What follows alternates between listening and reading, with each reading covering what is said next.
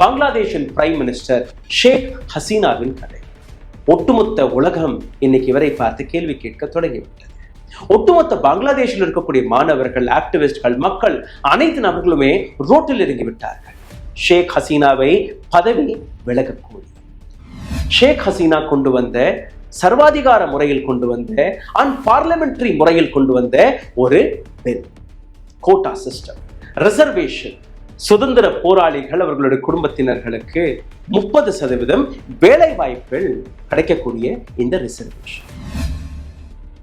அங்க இருக்கக்கூடிய போலீஸை வைத்து, ஆர்மியை வைத்து அப்பாவி மாணவர்களை, அப்பாவி ஆக்டிவிஸ்ட்களை, அப்பாவி சின்ன சின்ன குழந்தைகளை பாயிண்ட் பிளாங்க் ரேஞ்சில் சுட்டுக் கொன்ற இந்த காட்சியை பார்த்து ஒட்டுமொத்த உலகமே இன்னைக்கு கோபத்தில் மூழ்கி கொண்டிருக்கிறது. வணக்கம். என்னை பார்த்து நீங்க கேள்வி கேட்கக்கூடாது. நான் நடத்தி வரும் அரசாங்கத்தை விமர்சிக்க கூடாது. அரசாங்கத்துக்கு எதிராக எந்த விதமான எதிர்க்கட்சியும் இருக்கக்கூடாது. அப்படி இதையும் மீறி நீங்க போராடினீர்கள்னா, உங்களுடைய உரிமைக்காக, உங்களுடைய அதிகாரத்திற்காக நீங்க குரல் எழுப்பினீர்கள்னா நசுக்கப்படுவீர்கள், சிறையில் அடைக்கப்படுவீர்கள், கொல்லப்படுவீர்கள். இதற்கான அர்த்தம் என்ன? ஜனநாயகமா? கிடையாது. இதைத்தான் சர்வாதிகாரம் என்று கூறுவார்கள், அதாவது டிக்டேட்டர்ஷிப். ஜனநாயகத்துக்கு எதிராக இருக்கக்கூடிய மிகப்பெரிய எதிரியே டிக்டேட்டர் என்கிற இந்த வார்த்தை தான். உலக நாடுகளில் பல்வேறு தலைவர்கள் இதே போன்ற பாதையில் தான் போய்கொண்டிருக்கிறார்கள், இன்னைக்கும் இருக்கிறார்கள். இதே போன்ற சர்வாதிகாரியின் கதையை தான் நீங்க பார்க்க போறீர்கள். பெண் சர்வாதிகாரி, பங்களாதேஷின் பிரைம் மினிஸ்டர் ஷேக் ஹசீனாவின் கதை. ஒட்டுமொத்த உலகம் இன்னைக்கு இவரை பார்த்து கேள்வி கேட்க தொடங்கிவிட்டது. ஒட்டுமொத்த பங்களாதேஷில் இருக்கக்கூடிய மாணவர்கள், ஆக்டிவிஸ்ட்கள், மக்கள் அனைத்து நபர்களுமே ரோட்டில் இறங்கி விட்டார்கள். ஷேக் ஹசீனாவை பதவி விலக கோரி. End of Sheikh Hasina's political career. இதற்கு மேல் ஷேக் ஹசீனா இந்த பதவியில் இருக்கவே கூடாது என்கிற ஒரு மிகப்பெரிய போராட்டம் பங்களாதேஷில் வெடித்து விட்டது. இதற்கு பின்னணி என்ன? ஷேக் ஹசீனா கொண்டு வந்த சர்வாதிகார முறையில் கொண்டு வந்த அன்பார்லிமெண்டரி முறையில் கொண்டு வந்த ஒரு பில், கோட்டா சிஸ்டம், ரிசர்வேஷன், சுதந்திர போராளிகள் அவர்களுடைய குடும்பத்தினர்களுக்கு 30% வேலை வாய்ப்புகள் கிடைக்கக்கூடிய இந்த ரிசர்வேஷன். இந்த ரிசர்வேஷன் சிஸ்டம் எந்த அளவில் தவறாக கொண்டு வந்தது என்று அங்க இருக்கக்கூடிய மக்கள், அங்க இருக்கக்கூடிய மாணவர்கள் அதை எதிர்க்க தொடங்கினார்கள். இந்த எதிர்ப்பு அமைதியான முறைகள் ஒரு போராட்டம் வழியாக வெடித்தது. ஆனால் ஷேக் ஹசீனாவிற்கு அல்ல சர்வாதிகாரிகளுக்கு இது போன்ற போராட்டங்கள் பிடிக்காது. எங்களை பார்த்து நீங்க கேள்வி கேட்கக்கூடாது, அரசாங்கத்தை விமர்சிக்க கூடாது, எங்களுக்கு எதிராக உங்களுடைய அதிகாரத்திற்கு, உங்களுடைய உரிமைக்காக நீங்க குரல் எழுப்பக்கூடாது. அதனால் அடக்குமுறையை ஷேக் ஹசீனா கையில் எடுத்தார். அங்க இருக்கக்கூடிய போலீஸை வைத்து, ஆர்மியை வைத்து அப்பாவி மாணவர்களை, அப்பாவி ஆக்டிவிஸ்ட்களை, அப்பாவி சின்ன சின்ன குழந்தைகளை பாயிண்ட் பிளாங்க் ரேஞ்சில் சுட்டுக் கொன்ற இந்த காட்சியை பார்த்து ஒட்டுமொத்த உலகமே இன்னைக்கு கோபத்தில் மூழ்கி கொண்டிருக்கிறது. ஷேக் ஹசீனா பதவி விலகுவாரா, விலக மாட்டாரா என்கிற கேள்வியை தாண்டி ஷேக் ஹசீனாவை உலக நாடுகளுக்கு நடுவே நிறுத்தி அவர் மீது கிரிமினல் கேசஸ்களை பதிவிடுவதற்காகவும் ஒரு மிகப்பெரிய வேலை நடக்க தொடங்கிவிட்டது. இது போன்ற காட்சிகளை நீங்க பார்த்தீர்கள், உங்களுக்கு புரிய வரும். எப்படி ஒரு அரசாங்கம் தன்னுடைய குழந்தைகளை, தன்னுடைய மாணவர்களையே ஹெலிகாப்டர்களை வைத்து சுட்டுக்கொள்ள அந்த உத்தரவை போட்டார். எப்படி இது போன்ற நாடுகளில் இருக்கக்கூடிய அதே மாணவர்களை அன்ஆர்கனைஸ்ட் முறையில் கிட்னாப் செய்தார்கள். எப்படி இது போன்ற மாணவர்களை டார்ச்சர் செய்தார்கள். இதுவரை வெளிவரக்கூடிய செய்தி நீங்க பார்த்தீர்கள்னா 209 நபர்கள் கொல்லப்பட்டிருக்கிறார்களா. Official data of Bangladesh. 20,000க்கும் மேற்பட்ட மாணவர்கள் காயமடைந்திருக்கிறார்கள். 9,000க்கும் மேற்பட்ட மாணவர்கள், புரொட்டஸ்டர்ஸ்கள் சிறையில் அடைக்கப்பட்டிருக்கிறார்கள். ஆனால் இந்த அனைத்து டேட்டாவுமே ஆஃபிஷியல் டேட்டா. அன்ஆஃபிஷியல் டேட்டா 1000க்கும் மேற்பட்ட மாணவர்கள் கொல்லப்பட்டிருக்கிறார்கள். இந்த பல்வேறு விஷயங்கள் இப்ப கொஞ்சம் கொஞ்சமாக உறுதிப்படுத்தப்படுகிறது. எக்ஸ்போஸ் ஆகி கொண்டிருக்கிறார் ஷேக் ஹசீனா. இந்த ஒட்டுமொத்த மிகப்பெரிய மேசக்கருக்கு காரணம் யார் என்று நீங்க பார்த்தீர்கள்னா ஷேக் ஹசீனா மற்றும் அவருடைய டிக்டேட்டர் ஆட்டிடியூட், டிக்டேட்டர் முறை. ஹெலிகாப்டர்களை வைத்து இரவு நேரங்களில் அங்கு இருக்கக்கூடிய மாணவர்களை டார்கெட் செய்வது மட்டுமல்லாமல் வீடுகளுக்கு சென்ற மாணவர்களை போலீசார்கள் கதவை தட்டி அவர்களுடைய மொபைல் போன்களை செக் செய்கிறார்களாம், வீட்டை அலசி சோதனை போட்டு வருகிறார்களாம். அப்படி தப்பி தவறி அவர்கள் கையில் ஒரு பாம்ப்ளெட் கிடைத்தாலோ அல்ல அவர்களுடைய மொபைல் போனில் ஏதோ ஒரு வீடியோ கிடைத்தாலோ VPN போன்ற அப்ளிகேஷன் கிடைத்தாலோ உடனடியாக அவர்களை கைது செய்யக்கூடிய வேலையை ஷேக் ஹசீனாவின் அரசாங்கம் பார்த்து வருகிறது. போலீஸோடைய டார்ச்சர், போலீஸின் புருட்டாலிட்டியோடைய பல்வேறு காட்சிகளை நீங்க பார்த்து வருகிறீர்கள். இதற்கு பின்னாடி மாணவர்களுடைய கோரிக்கை என்ன? நாங்க கேட்கக்கூடிய 9 கோரிக்கைகள் நிறைவேறாத வரை நாங்கள் எங்களுடைய போராட்டத்தை முடிக்க மாட்டோம் என்கிற அந்த கோபம், அந்த ஆக்ரோஷம். இந்த பதிவில் நீங்க 6 புள்ளிகளை மிக கவனமாக பார்க்க வேண்டும். 9 கோரிக்கைகள், மாணவர்களுடைய கோரிக்கைகள் என்ன? Why are students angry after Supreme Court scrapped of quota? Supreme court தான் இந்த கோட்டா சிஸ்டத்தை முடித்து விட்டது. அதுக்கு பின்பு ஏன் இவர்கள் இன்னும் போராடி வருகிறார்கள்? Will Hasina be held accountable? இத்தனை நபர்களுடைய கொலைக்கு பின்பு ஹசீனா தான் காரணம் என்கிற அந்த அக்கௌண்டபிலிட்டி அவர்கள் மீது போடுவார்கள். Evidence of brutality by army and police, எந்த விதமான எவிடன்ஸ் வெளிவந்திருக்கிறது? ஆர்மி அண்ட் போலீஸ் உடைய அத்துமீறல், அராஜகத்தின் எவிடன்ஸ் என்ன? Protest reflect dismal state of jobs and economy. இந்த போராட்டம் அந்த நாட்டின் எக்கனாமி, பொருளாதாரம், வேலைவாய்ப்பு இல்லாதது இதற்கான ஒரு காரணமா? கடைசியில் student determined to throw out Hasina. மாணவர்கள் முடிவெடுத்து விட்டார்கள் ஹசீனாவை பதவியிலிருந்து பிடுங்கி வீச வேண்டும். ஆனால் இதெல்லாம் சாத்தியமா? என்ன நடக்கிறது அதை நீங்க பார்த்து விடுங்கள். 6 கோரிக்கைகளில் நீங்க பார்த்தீர்கள்னா, ஆகஸ்ட் 2024 ஷேக் ஹசீனாவின் அழிவு காலம் பிறந்து விட்டது என்கிற இந்த விஷயத்தை அங்க இருக்கக்கூடிய மக்கள் எடுத்து வைக்க தொடங்கிவிட்டார்கள். ஹோம் மினிஸ்டர் அவருடைய டேட்டா படி நீங்க பார்த்தீர்கள்னா, அவருடைய ரெஸ்பான்ஸை நீங்க கேட்டீர்கள்னா 147 killed in quota reform movement. 147 மாணவர்கள் தான் கொல்லப்பட்டிருக்கிறார்கள் என்று அவர் கூறுகிறார். பங்களாதேஷின் ஒரு மிக பிரபலமான பத்திரிகை இருக்கிறது, புரோத்தம் ஆலோ என்கிற இந்த பத்திரிகை. இந்த பத்திரிகையுடைய டேட்டா படி நீங்க பார்த்தீர்கள்னா, மீடியா ஹவுஸுடைய டேட்டாவை நீங்க பார்த்தீர்கள்னா 210 நபர்கள் இதுவரை கொல்லப்பட்டிருக்கிறார்கள். இது வந்து ஒபிஷியல் டேட்டாவாக அவர்கள் எடுத்து காட்டுகிறார்கள். ஆனால் அன்ஒபிஷியல் டேட்டா நான் ஏற்கனவே கூறியபடி 1000க்கும் மேல. எப்படி? அதை நீங்க பாருங்கள். சயர் கான் என்கிற ஒரு இண்டிபெண்டன்ட் ஜேர்னலிஸ்ட் தன்னுடைய எக்ஸ் பக்கத்தில் பல்வேறு செய்திகளை பகிர்ந்து வருகிறார். அவர் போட்ட ஒரு வீடியோ படி நீங்க பார்த்தீர்கள்னா கிட்டத்தட்ட 67 நபர்கள் ஒரே இடத்தில் புதைக்கப்பட்டபடி ஒரு காட்சியை அவர் போடுகிறார். அதில் நீங்க பார்த்தீர்கள்னா, July 25 I tweeted regarding a brutal 36 unidentified bodies at Rayar Bazaar Intellectual Cemetery. 36 unidentified பாடிஸ்களை ஒரு இடத்தில் பிதைத்தபடி நான் ஒரு வீடியோவை போட்டிருந்தேன் ஜூலை 25. அதற்கு முன்பு ஜூலை 18 நீங்க பார்த்தீர்கள்னா, இதே இடத்தில் இன்னும் ஒரு சில பாடிகளை கொண்டு வந்தார்கள். அதே போன்று ஜூலை 23 இதே போன்ற பாடிகளை கொண்டு வந்து அடக்கினார்கள். அடிஷனலாக 29 பாடிகள் ஜூலை 23 மற்றும் ஜூலை 29 இங்கே கொண்டு வந்து அடக்கி அந்த விஷயத்தை நாங்கள் எண்ணி இருக்கிறோம். இது எல்லாத்தையும் நீங்க பார்க்கும்போது மொத்தமாக 67 பாடிகள் ராம்புரா, புத்தா, மீர்பூர் என்கிற இந்த மருத்துவமனைகள் அங்கிருந்து கொண்டு வரப்பட்டு யாருக்குமே தெரியாமல் இங்கே புதைத்து விட்டார்கள். இது ஒரே ஒரு இடத்திற்கான காட்சி மட்டுமே. இது மட்டுமல்ல, இந்த வீடியோவை நீங்க பார்க்கும்போது உங்களுக்கு புரிய வரும். கிட்டத்தட்ட 67 பாடிகள் இங்கே இருக்கிறது. இதே போன்று அங்க இருக்கக்கூடிய மாணவர்கள் எடுத்து வைக்கக்கூடிய விஷயங்கள், அங்க இருக்கக்கூடிய ஆக்டிவிஸ்ட்கள் எடுத்து வைக்கக்கூடிய விஷயங்கள், ஷேக் ஹசீனா இன்டர்நெட் பேனை நீக்கியதற்கு பின்பு வெளிவரக்கூடிய காட்சியை நீங்க பார்த்தீர்கள்னா உங்களுக்கு புரியும் என்று அவர்கள் கதறுகிறார்கள்.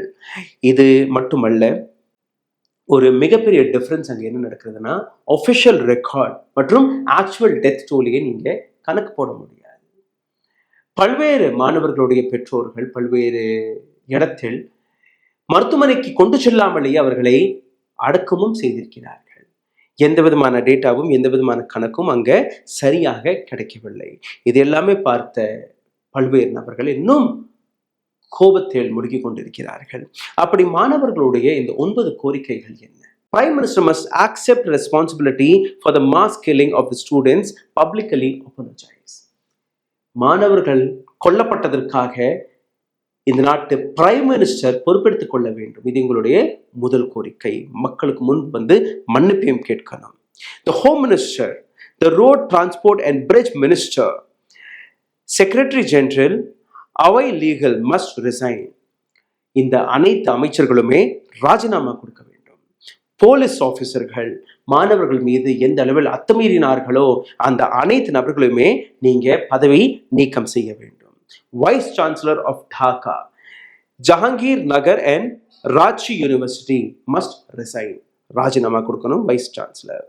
போலீஸ் மற்றும் குண்டர்கள் ஏவப்பட்ட பின்பு அங்க இருக்கக்கூடிய மாணவர்களை இப்படி கொன்றார்களோ, அடித்தார்களோ, துன்படுத்தினார்களோ அவர்கள் மீது ஆக்ஷன் எடுக்கப்பட வேண்டும். உடனடியாக அவர்களையும் நீங்க கைது செய்யுங்கள்.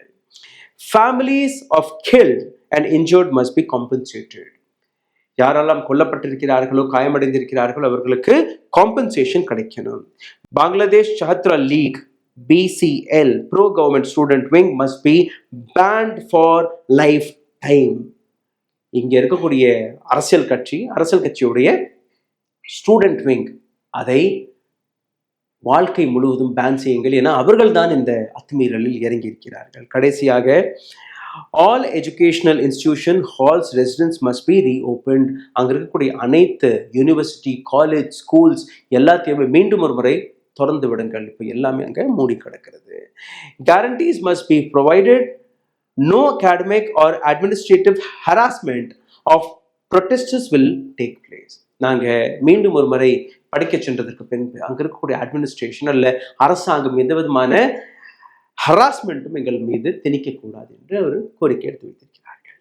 நான் அடுத்ததாக காட்டக்கூடிய ஒரு மிக கொடூரமான காட்சியை நீங்க பார்க்க வேண்டும். இந்த காட்சியில் நீங்க பார்த்தீர்கள்னா அபு சயீத் கையில் எந்த விதமான ஆயுதமும் கிடையாது, அமைதியான முறையில் போராடி வருகிறார். ஆனால் எதிரில் நிற்கக்கூடிய ஆர்மி அவரை பாயிண்ட் பிளாங்க் ரேஞ்சில் எப்படி சுட்டு கொன்றார்கள் என்று ஒரு முறை பாருங்கள். உங்களுக்கு புரிய வரும் எந்த அளவில் ஷேக் ஹசீனாவுடைய இந்த அரசாங்கம் டிக்டேட்டர் முறையில் அங்கு இருக்கக்கூடிய மக்களை சுட்டு கொன்று வருகிறது. ஜூலை 19ஆம் தேதி ராம்புரா போலீஸ் ஸ்டேஷனுக்கு அருகே இருக்கக்கூடிய ஒரு ப்ரொடெஸ்ட், பார்டர் கார்டு பங்களாதேஷ் ஃபயரிங்கில் அங்க இருக்கக்கூடிய ஒரு சில இளைஞர்கள் தப்பி ஓடி ஒரு மாடி மேல ஒளிந்து கொள்கிறார்கள். 4-5 மாடி இருக்கிறது. அந்த மொட்டை மாடியில் ஒளிந்திருந்த பல்வேறு மாணவர்கள் அங்கிருந்து தப்பி ஓடி இருக்கிறார்கள். அதில் ஒரே ஒரு மாணவரால் தப்பி ஓட முடியவில்லை, சிக்கிக் கொண்டார். அப்படி போலீசார்கள் நினைத்திருந்தால் அந்த மாணவரை கீழே கொண்டு வந்திருக்கலாம், கைதும் செய்திருக்கலாம். ஆனால் போலீஸ் அந்த மாணவரை பாயிண்ட் பிளாங்க் ரேஞ்சில் சுட்டு கொன்றது. காப்பாற்றவில்லை, அரசு செய்யவில்லை, நேரடியாக ஷூட் அவுட். இது மட்டுமல்ல, அங்க இருக்கக்கூடிய இன்னொரு செய்தி வெளிவருகிறது.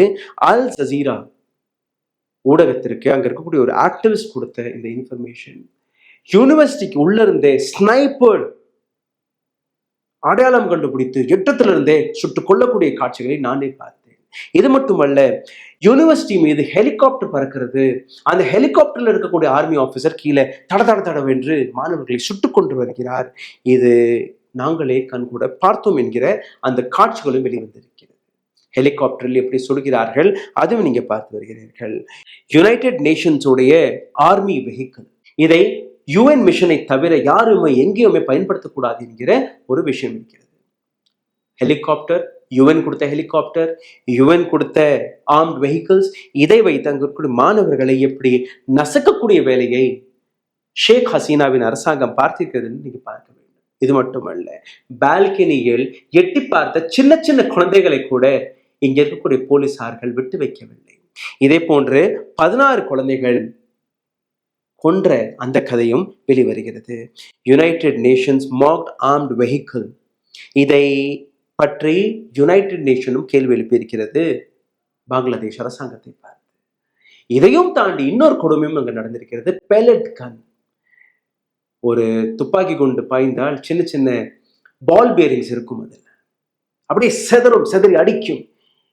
ஒரு முறை உங்கள் மீது அந்த குண்டு பாய்ந்து விட்டால் அதை நீக்கக்கூட முடியாது, எடுக்கக்கூட முடியாது. பல்வேறு நாடுகளில் பேன் செய்யப்பட்டது. காஷ்மீரில் இது நடந்திருக்கிறது. ஆப்கானிஸ்தானில் இதை பயன்படுத்தினார்கள். ஈராக்கில் பயன்படுத்தினார்கள், இங்கேயும் பயன்படுத்தியிருக்கிறார்கள். இந்த இடத்தில் நீங்க பார்த்தீர்கள்னா பல்வேறு மாணவர்கள் தன்னுடைய பார்வைகளை இழந்து நின்றிருக்கிறார்கள். National institute of ophthalmology hospital pellet குண்டுகள் பாய்ந்து, வெறும் பெலட் குண்டுகள் பாய்ந்து 500க்கும் மேற்பட்ட நபர்கள் அங்க சிகிச்சை பெற்று வருகிறார்கள். இது ஒரே ஒரு மருத்துவமனையோட கதை மட்டும்தான். How can a democratic government of free country torture its own citizen? எப்படி ஒரு ஜனநாயக முறைப்படி தேர்வு செய்யப்பட்ட ஒரு அரசாங்கம் தன்னுடைய மக்களையே இது போன்று டார்ச்சர் செய்ய முடியும் என்கிற இந்த கதையை ஒட்டுமொத்த உலகம் இந்த கேள்வியை கேட்டு வருகிறது. இது போன்ற காட்சிகள் தொடர்ந்து நீங்க பார்த்து வருகிறீர்கள். இந்த இடத்தில் நீங்க பார்த்தீர்கள்னா European Union criticised the police brutality, demanded that culprit should be punished. European Union ஒரு மிகப்பெரிய முடிவு எடுத்திருக்கிறார்கள். ஷேக் ஹசீனாவை இன்டர்நேஷனல் கிரிமினல் கோர்ட்டுக்கு முன்பு நிறுத்தி ஹியூமனிட்டிக்கு எதிராக எப்படி நீங்க அங்க இருக்கக்கூடிய மாணவர்களை, அங்க இருக்கக்கூடிய இளைஞர்களை சுட்டுக் கொள்ளலாம் என்கிற அந்த கேள்வியை கேட்டு வருகிறார்கள். ஆனால் எதுவுமே ஷேக் ஹசீனாவிற்கு புதிதல்ல. ஷேக் ஹசீனா இது போன்ற விஷயத்தை முதல் முறையில் கையிலும் எடுக்கவில்லை, இதற்கு முன்பும் பண்ணியிருக்கிறார். ஷேக் ஹசீனாவுடைய 2024ஆம் ஆண்டு தேர்தலை நீங்க பார்த்தீர்கள்னா ஒன் சைடடாக இருந்தது. அதாவது எதிர்கட்சிகளை இருக்கக்கூடாது என்று ஒட்டுமொத்த எதிர்கட்சிகளை இல்ல சிறையில் அடைத்திருக்கிறார், அல்ல அவர்கள் மீது வழக்குகளை போட்டு மிரட்டி வைத்திருக்கிறார். இதே போன்றுதான் பிஎன்பி என்கிற ஒரு கட்சி, அந்த கட்சியின் சுப்ரீமோவான காலிதா ஜியாவை 2014ஆம் ஆண்டிலிருந்தே ஹவுஸ் அரெஸ்டில் வைத்திருக்கிறது ஷேக் ஹசீனாவின் அரசாங்கம். பிஎன்பியின் செக்ரட்டரி ஜெனரல் ஜூலை 2023ஆம் ஆண்டிலிருந்து ஜனவரி 2024ஆம் ஆண்டு வரை சிறையில் இருந்தார். 27,000 பிஎன்பி தொண்டர்களை, லீடர்ஸ், ஆக்டிவிஸ்ட்களை இன்னைக்கும் சிறையில் அடைத்து வைத்திருக்கிறது ஷேக் ஹசீனாவின் அரசாங்கம். 10,000க்கும் மேற்பட்ட நபர்கள், ஒர்க்கர்ஸ்களை தடியடி நடத்தி அசால்ட் செய்திருக்கிறது இந்த அரசாங்கம். 30க்கும் மேற்பட்ட ஆப்போசிஷன் ஒர்க்கர்ஸ், ஆப்போசிஷன் லீடர்ஸ்கள் கொல்லப்பட்டிருக்கிறார்கள். இது எல்லாமே வெளிவரக்கூடிய சின்ன சின்ன செய்திகள் மட்டும்தான். ஆத்தர் மற்றும் ஆக்டிவிஸ்ட் முஷ்தாக் அகமது இந்த அரசாங்கத்தை கிரிட்டிசைஸ் செய்த காரணத்திற்காக, அதாவது கோவிட் மிஸ்மேனேஜ்மெண்ட், கரப்ஷன், இது போன்ற விஷயங்களை சுட்டிக்காட்டுவதற்காக சைபர் செக்யூரிட்டி ஆக்டுக்கு கீழ் அவரை சிறையில் அடைத்தார்கள். ஒரு நாள் முஷ்தாக் அதே சிறையில் கொல்லப்பட்டு கிடைத்தார். இது மட்டுமல்ல, ஹசீனா எப்படியெல்லாம் சைலன்ஸ் செய்து வருகிறார், தன்னுடைய மக்களை எப்படியெல்லாம் அடக்கி வருகிறார் என்கிற அந்த கதையை நீங்க பார்த்தீர்கள்னா அங்க இருக்கக்கூடிய ஆக்டர்ஸ், ஆக்டிவிஸ்ட்கள், பியூரோக்ராட்ஸ், பாலிட்டிஷியன்ஸ், எதிர்கட்சி தலைவர்கள், மாணவர்கள் யாருமே கேள்வி கேட்கக்கூடாது என்கிற ஒரு அதிகாரம், ஒரு அராஜகம். 2018ஆம் ஆண்டு சின்ன சின்ன மாணவர்கள், பள்ளி மாணவர்கள் ரோட் சேஃப்டிக்காக ஒரு ப்ரொடெஸ்டை அமைதியான முறையில் நடத்தினார்கள். போலீஸ், ஹசீனாவுடைய போலீஸ் அதை கூட பொறுத்துக்கொள்ள முடியவில்லை. ஷேக் ஹசீனாவால் அதை கூட பொறுத்துக்கொள்ள முடியவில்லை. அந்த அப்பாவி சின்ன சின்ன ஸ்கூல் ஸ்டூடெண்ட்ஸ்கள் மீது தடியடி, தாக்குதல், கண்ணீர், புகை கொண்டு போன்ற பல்வேறு விஷயங்களை வைத்து அதை அடக்கி வந்தார். ஷேக் ஹசீனாவுடைய பார்ட்டியை சார்ந்த அவாமி லீக் ஸ்டூடெண்ட் ஃப்ரண்ட், இது மட்டும்தான் அங்க ஸ்டூடெண்ட் விங்காகவே இருக்கிறது. இந்த ஸ்டூடெண்ட் விங்கும் அங்க இருக்கக்கூடிய ப்ரொட்டஸ்டர்ஸ்களை தாக்கியிருக்கிறார்கள், அடித்திருக்கிறார்கள். இந்த இடத்தில் நீங்க சிந்தித்து பாருங்கள், எந்த அளவில் நான் கான்ட்ரவர்ஷியல் முறையில் ஒரு ஸ்கூல் ஸ்டூடெண்ட்ஸ் நடத்தி வரக்கூடிய அந்த ப்ரொட்டஸ்டை கூட எப்படி நசுக்கியது ஷேக் ஹசீனாவுடைய அரசாங்கம் என்று. இந்த ஒட்டுமொத்த விஷயத்தில் நீங்க பார்க்கும்போது பங்களாதேஷ் பேன்ஸ் ஜமாத்தே இஸ்லாமி, அங்க இருக்கக்கூடிய இன்னொரு பொலிட்டிக்கல் பார்ட்டி, அதை பேன் செய்திருக்கிறார்கள். பிரைம் மினிஸ்டர் ஷேக் ஹசீனா இந்த ஒட்டுமொத்த விஷயத்தில் மிக முக்கியமான குற்றவாளியாக பார்க்கப்படுகிறார்.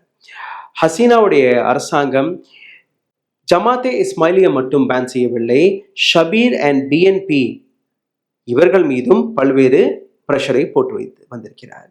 இந்த ஒட்டுமொத்த விஷயத்தில் பார்க்கும்போது ஷேக் ஹசீனா பயந்து போனாரா, மன்னிப்பை கேட்பாரா, பதவி விலகுவாரா என்று நீங்க பார்த்தீர்கள்னா கிடையாது. ஷேக் ஹசீனா அனைத்தையுமே மற்ற நபர்கள் மீது தூக்கி போட தொடங்கிவிட்டார். நான் எந்த விதமான தவறும் செய்யவில்லை, மாணவர்கள் கிடையாது, இவர்கள் தீவிரவாதிகள், தீவிரவாதிகளால் இயக்கப்படக்கூடிய நபர்கள், எங்களால் இவர்களை அடக்குவதற்காக வேற எந்த வழியுமே தெரியவில்லை. ஆனால் நாங்கள் சுட்டுக் கொள்ளவில்லை. மாணவர்களை சுட்டுக் கொண்டிருக்கிறார்கள். இன்டர்நெட் பேனை நாங்க செய்யவில்லை. இன்டர்நெட் வயர்களை இதை மாணவர்கள் தான் துண்டித்திருக்கிறார்கள். எத்தனையோ வீடியோ எவிடன்சஸ்கள் வந்துவிட்டது. போலீஸ் மாணவர்களை சுட்டுக் கொன்ற காட்சிகள் வெளிவந்து விட்டது. ஆனால் கூட ஷேக் ஹசீனா நான் இதற்கு காரணம் இல்லை என்று பொய் பேசி வருகிறார். இன்னொரு சில இடங்களில் நீங்க பார்த்தீர்கள், இந்த அரசாங்கம் கொடுக்கக்கூடிய பதில், மாணவர்களே, ஆக்டிவிஸ்ட்களே தன்னுடன் இருக்கக்கூடிய ஒரு சில நபர்களை மாடியிலிருந்து கீழே தூக்கி வீசினார்களாம். அங்க இருக்கக்கூடிய போலீசார்களை தூக்கி வீசினார்களாம். அதற்கான காட்சிகள் எங்கே, அதற்கான எவிடன்சஸ்கள் எங்கே என்று எந்த விதமான ப்ரூஃபும் அவர்களால் காட்ட முடியவில்லை.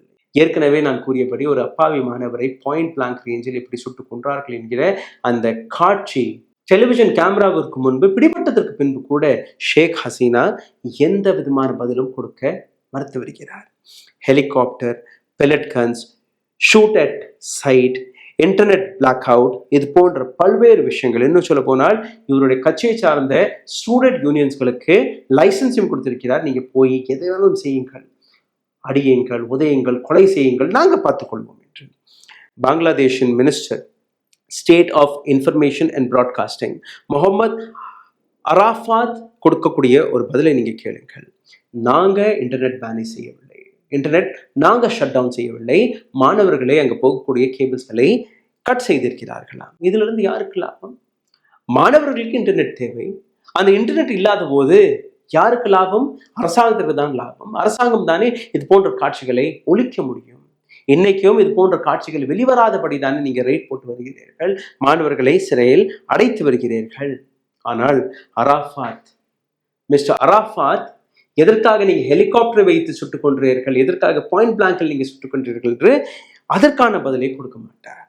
Hasina national day of mourning for the victims, சோக தினம், துக்க தினம் என்று ஒரு நாளை அறிவித்திருக்கிறார். இந்த இறந்த நபர்களுக்கெல்லாம் நாங்க மார்னிங் கொடுப்போம்.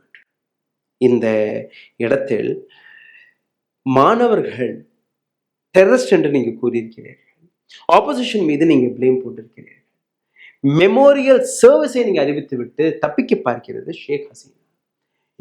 யூஎன்ல இருக்கக்கூடிய அதிகாரிகள் வேணாலும் வந்து பார்த்து கொள்ளட்டும், நாங்க எந்த தவறும் செய்யவில்லை என்று அந்த விஷயத்தையும் எடுத்து வைத்து விட்டார்.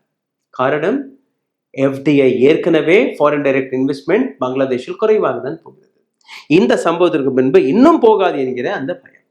ஜூலை 19 நஹீத் இஸ்லாம் என்கிற இன்னொரு நபரை, இன்னொரு ப்ரொடெஸ்ட் கோஆர்டினேட்டரை கைது செய்திருக்கிறது அங்க அரசாங்கம். கைது செய்ததற்கு பின்பு blind folded, hand cuffed, torture செய்திருக்கிறார்கள். கண்ணை கட்டி, கையை கட்டி, அடி உதை எல்லாமே. ஜூலை 21 அன்கான்ஷியஸ் நஹீதை, அதாவது மயக்கமடைந்த நிலையில் ரோட்டு ஓரமாக போட்டு ஓடி போனது அங்க இருக்கக்கூடிய போலீஸ். நஹீத் மருத்துவமனையில் அனுமதிக்கப்பட்டார். மருத்துவமனைக்கு வெளியில கொடுத்த அவர் ஸ்டேட்மெண்ட், என்ன நடந்தாலும் the student movement is not going to stop என்று கூறினார். என்ன நடந்தாலும் பரவாயில்லை, இந்த போராட்டம் நிறுத்தப்படாது என்று. அந்த விஷயம் 23 ஜூலை மாதம் நடந்தது. 26 மீண்டும் ஒரு முறை நஹீத் கைது செய்யப்படுகிறார். மாணவர்களுடன் நீங்க பேச்சுவார்த்தை நடத்த மாட்டீர்கள், மாணவர்களுடன் நீங்க எந்த விதமான கான்வர்சேஷன் நடத்த மாட்டீர்கள், ஆனால் அவர்களை அடக்குவதற்காக அனைத்து வேலையுமே பார்த்து வருகிறீர்கள். பங்களாதேஷ் அண்ட் பெனிட்டிவ் மாஸ் அரெஸ்ட் அங்க நடக்கிறது, மாஸ் மர்டர் அங்க நடக்கிறது. நஹீதோடைய விஷயத்தை நீங்க பார்த்தீர்கள்னா, நஹீத் கைது செய்யப்பட்டதற்கு பின்பு, மீண்டும் ஒரு முறை சிறையில் அடைக்கப்பட்டதற்கு பின்பு அவர் ஒரு ஸ்டேட்மெண்ட்டை கொடுக்கிறார். அவரை சார்ந்த இன்னும் ஒரு 5 நபர்கள், நாங்க இந்த போராட்டத்தை வாபஸ் பெற்றுகிறோம் என்று. அதே நாள் இரவு மீண்டும் ஒரு முறை இதே நபர்கள் வெளிவந்து உயிர் கொடுத்து இந்த போராட்டத்தை நடத்தி வந்த அந்த மாணவர்களை நாங்க களங்கப்பட விட மாட்டோம், போலீசார்கள் கன் பாயிண்டில் இந்த ஸ்டேட்மெண்ட்டை எங்களிடம் வாங்கினார்கள் என்று. சிந்தித்து பாருங்கள் எந்த அளவில் சர்வாதிகார முறையில் இந்த அராஜகம் அங்கு நடக்கிறது என்று. மாணவர்களுடைய டிமாண்ட் 9 கோரிக்கைகள் நாங்கள் எடுத்து வைத்திருக்கிறோம். இந்த 9 கோரிக்கைகள் நிறைவேறாத வரை நாங்கள் ஓய மாட்டோம். 9,000 மாணவர்கள் இன்னும் சிறையில் இருக்கிறார்கள். பெயில் பெயில் பாண்ட் அதற்கான பிரைஸ் மிக பெரிய அளவில் இருக்கிறது. யாராலையுமே அந்த பெயில் பாண்ட் கட்ட முடியவில்லை. அரசாங்கத்தோடைய நோக்கம் என்ன? நீங்க எல்லாருமே சிறையிலே இருங்க, வெளியில வரக்கூடாது. என்னை பார்த்து யாருமே கேள்வி கேட்கக்கூடாது. இதையும் தாண்டி 31ஆம் தேதி ஜூலை மாதம் சிட்காங் என்கிற இடத்தில் ஒரு மிகப்பெரிய போராட்டம் மீண்டும் வெடித்தது.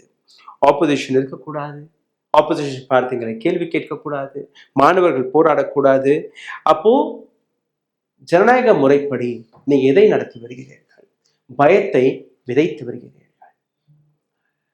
பங்களாதேஷில் நடப்பதை நீங்க உணர்ந்து பாருங்கள். இந்த நாட்டிலும் இதே போன்ற அரசியலை ஒரு சில நபர்கள் கையில் எடுத்திருக்கிறார்கள். இதே போன்ற அராஜக முறையில் இந்த நாட்டிலும் பல்வேறு இடங்களில் இதே போன்ற போராட்டத்தை அடக்கும்படி அராஜக முறைப்படி அந்த அடக்குமுறை நடந்திருக்கிறது. ஒட்டுமொத்த உலகத்தில் இருக்கக்கூடிய சர்வாதிகார ஐடியாலஜி எதிர்க்கக்கூடிய நபர்கள் இந்த வீடியோவை நிச்சயமாக பகிர்வீர்கள். உங்களுடைய கருத்துக்களை கீழே கமெண்டில் எழுதிவிடுங்கள். நன்றி, வணக்கம்.